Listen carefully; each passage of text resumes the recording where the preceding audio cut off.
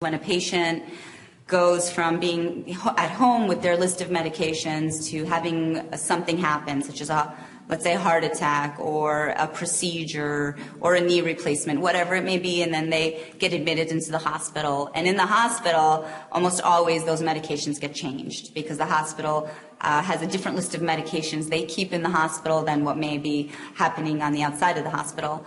So then that patient goes to the hospital, and then sometimes they go to a skilled nursing facility, maybe for rehab, and then they get put on a different set of medications. And then by the time they come back home, maybe 45 days later, they have bags of medications.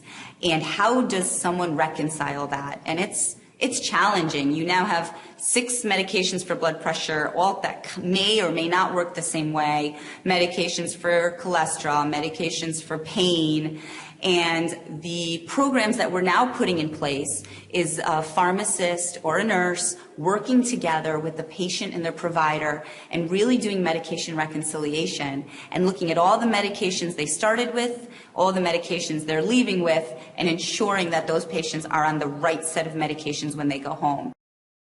Drug interactions and medication misadventure is another significant issue in healthcare today.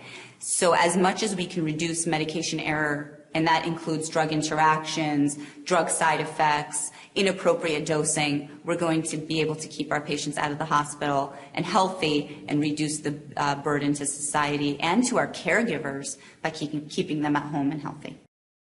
And we've had a number of comments or letters back from our caregivers in that thank you. Thank you for letting my mother be on medications that are affordable. Thank you for letting identifying the medication that made my mom dizzy for so long and no one would help. Thank you for finding the medication that had my father's legs swollen for 2 weeks. And we get those really, really positive feedbacks from our caregivers. Our patients have told us everything from, wow, I was on this medication for 12 years and I had no idea why I was on it. I'm now adherent and I'm taking my medications as prescribed because I understand the consequence if I don't. And, and the last is, thank you for letting me understand that the herbal medication I was taking may be interacting and causing some toxicity with my traditional medication. So the patient feedback we get is actually, all the feedback is powerful, but the patient and caregiver feedback is really motivating to us to continue to do what we're doing.